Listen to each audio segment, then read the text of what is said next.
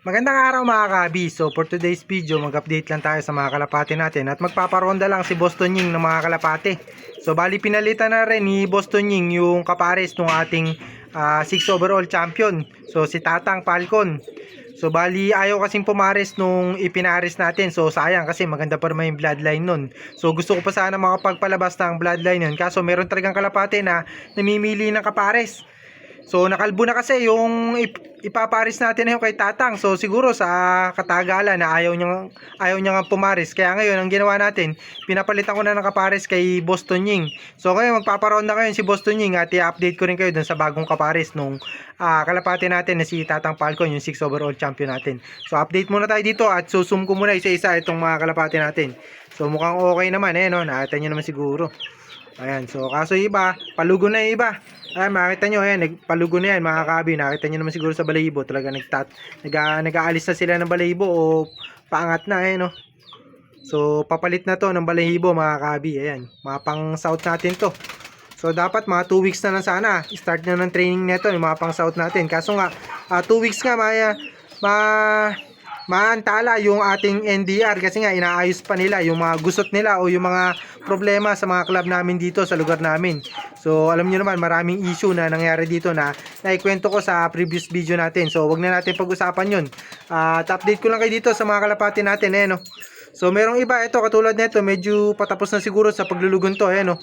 So bali ang ginawa ko dito ginupitan ko na rin yung mga dulo ng pakpak nila. Ayan, makita nyo naman siguro no.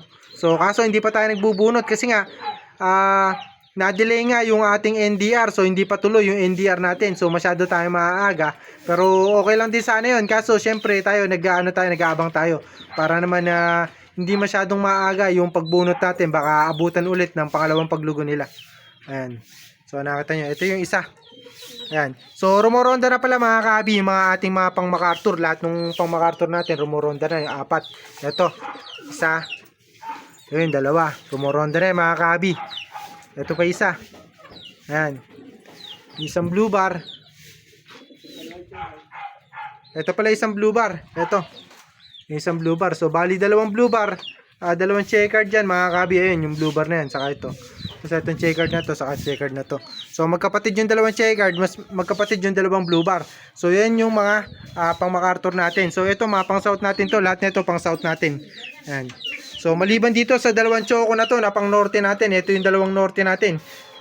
Yan lang yung 2 norte natin na na-breed kasi nga yung mga pinag-breed natin inabutan ng paglulugon. Kaya ang ginawa ko, pinaghihiwalay ko muna o pinagbabaklas ko muna. So sayang, pero okay lang yan mga kabit.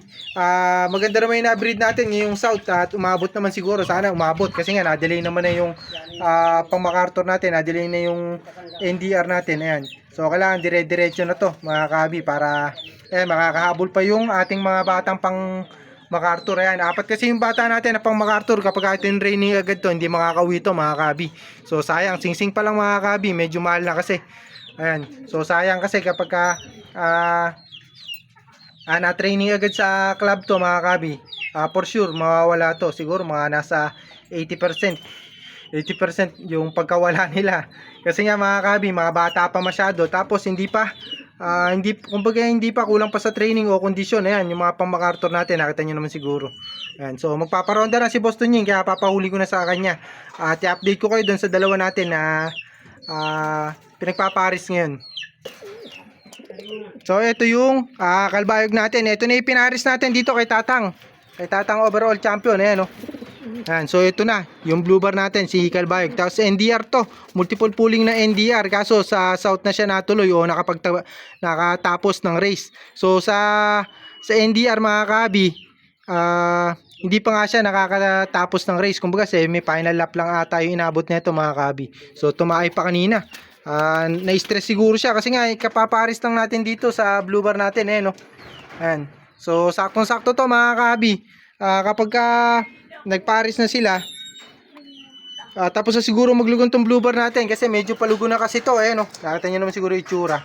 Ayan, so patapos na yung paglulugon niya, kaya nakita nyo yung ilong niya medyo madumi pa. Ito, ayan, nakita nyo, ito, tapos na to, tapos na maglugon to. Kaso kulang lang sa ligo to mga kabi. Bali papaliguan lang natin to para maging okay na. Ayan, nakita nyo naman siguro yung Kondisyon nila mga kabi, nakakondisyon naman to. Nakakondisyon na rin to, kaso kulang lang sa haba yung buntot niya. Saka ayan, patapos na nga yung paglulugon niya. Ayan, nakita nyo naman. Ayan, nakalbayog natin. Kaso baka lumipad palalabas. Ayan.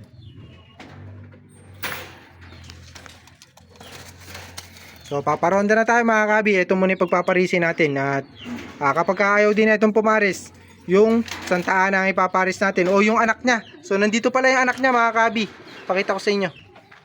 So ito yung kapatid ni Jefferson, yung nag-overall champion natin noon at multiple pooling winner.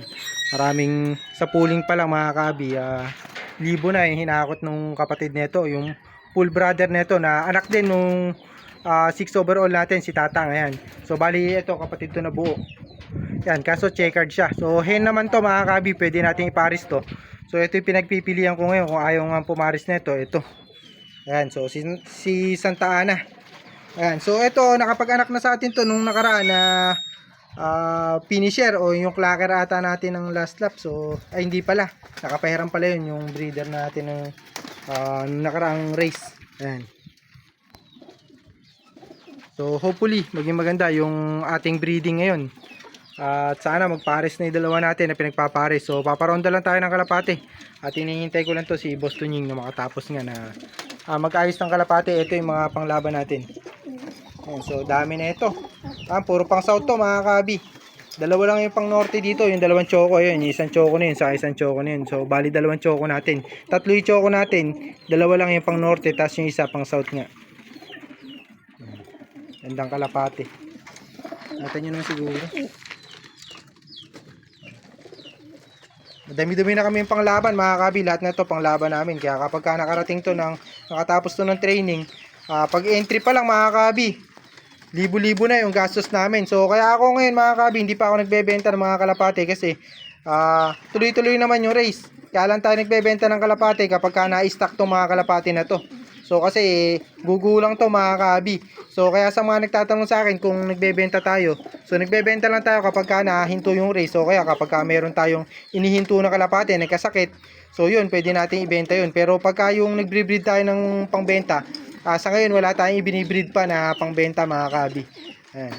So lahat na yan puro panglaban. Kaya hindi kasi tayo talaga yung palabenta na pan-share, talagang hobby natin to.